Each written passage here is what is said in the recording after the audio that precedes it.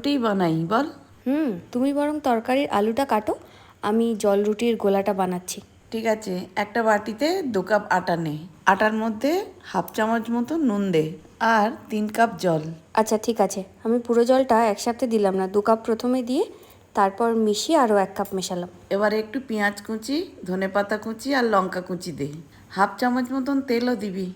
ঠিক আছে, এবার আধ ঘন্টা মতন ঢেকে রেখে চাটুতে সামান্য তেল গরম করে মাঝারি আঁচে 2-3 মিনিট ধরে সেঁকে নে।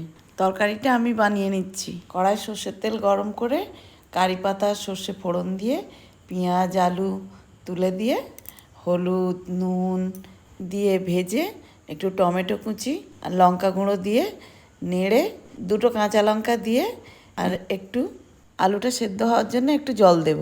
এবার একটু কারি পাতা দিয়ে শেষে ভাজা মশলা দেব। আলুর তরকারিটা কিন্তু দারুণ দেখতে হয়েছে। গোলা